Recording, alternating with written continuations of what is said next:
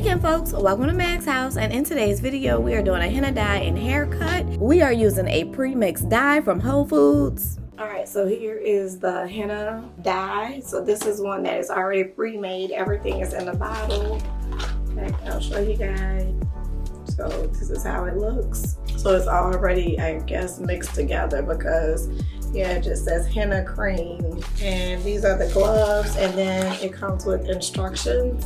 It does call for us to put a shower cap on, so I already have that to put on his head, and then I'm gonna just use my own gloves. So here's my son.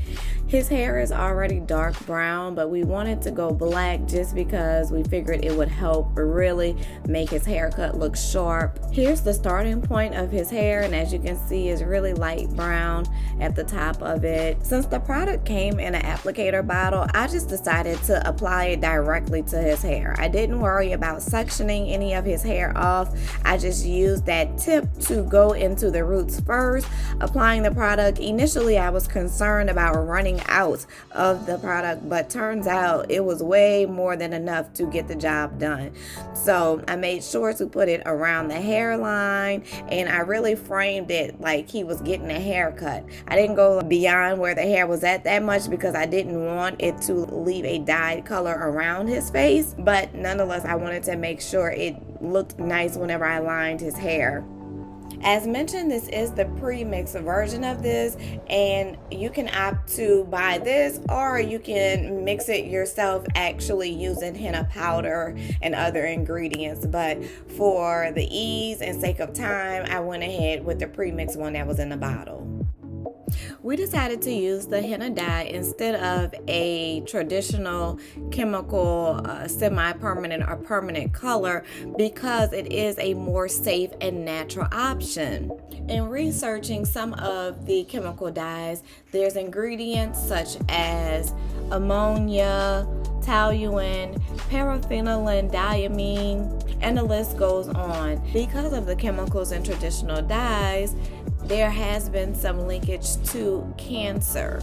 Since henna comes from a plant, we don't see all of those harmful effects. So this was a great way to experiment with my son's hair and have some fun. So here's the product all applied, and you can see it's already looking pretty dark. We have applied a shower cap, and I should have put it over his entire head. Don't ask me why I didn't. But this way it will help the product to process more. I forgot to previously mention that we shampooed his hair, applied the henna, then waited 60 minutes for it to process and then rinsed it out.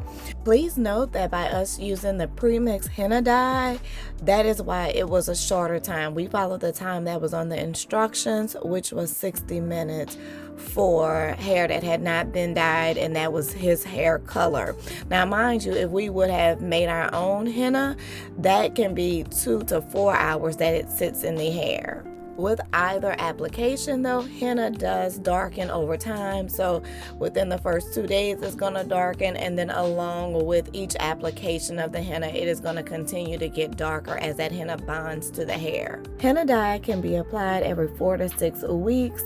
In terms of coloring the hair, it will gradually fade over time. However, the more that it is applied, the more vibrant that color will be. It is not a permanent hair dye. It is temporary, and again, more applications will lead to you seeing the color more.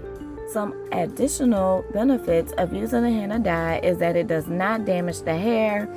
It actually strengthens and conditions the hair, so it wasn't per se necessary for me to do a conditioner, but I just chose to do it.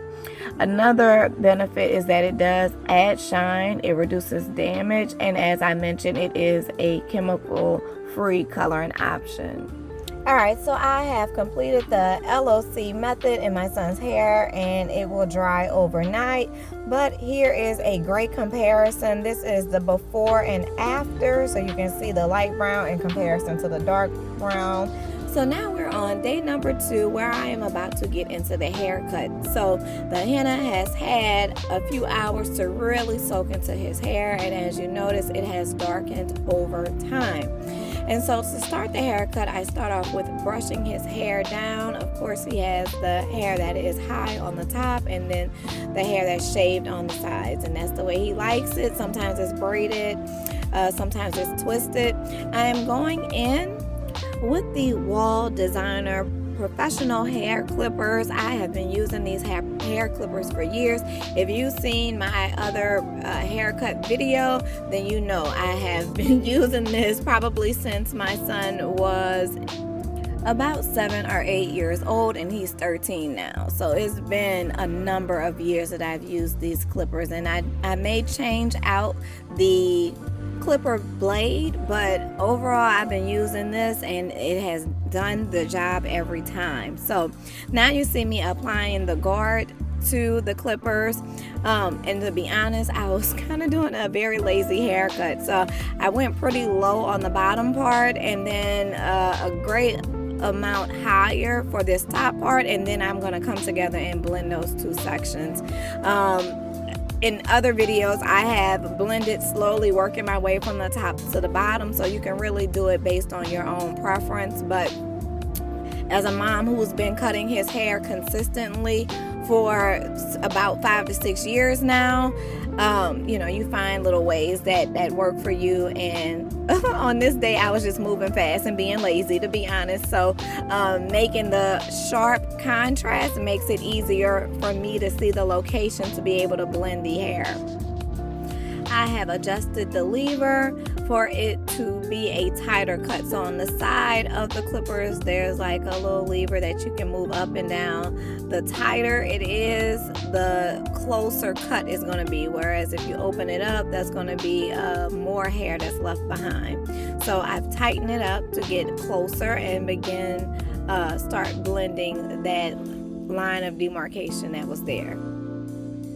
And as you can see, it's slowly starting to go away. And then I went in with a even lower, smaller guard to really tighten up that line and make sure it is well blended. I do have these tools linked down in the description box in my Amazon storefront. That way I've made it really easy for parents to be able to find the tools and equipment that they need to be able to do these haircuts at home, because it is really, really convenient. And based on the over 100,000 views on my other haircut video, I saw a need where other parents wanted to know how to cut their children's hair. So again, I found that information to make it easier for you all. So now I'm going in with the Andes T outliner trimmer. So this gives me that nice clean cut line. I think I do need to change out the clipper blade on this one. So anytime if you notice that you're having to almost dig into the skin to be able to get that line, that's a sign that you may need to switch out your blade. So I do lightly tap it onto the hairline to be able to cut that hair. By lightly tapping it, it avoids the nicks and cuts to the skin. Occasionally it does happen, and you'll notice with fresh blades that it does happen a bit more and whatnot. But just by lightly tapping it, it is helpful. One key to being able to do a good lining and haircut is to make sure you have good lighting to see what you are doing. In one of my bathrooms, I have 2 light switches in the bathroom, so I make sure both of them are turned on so that I can get light from both sides. So if you're in a room, maybe you want to consider if you have adequate lighting in the room so that you're able to see what you are doing.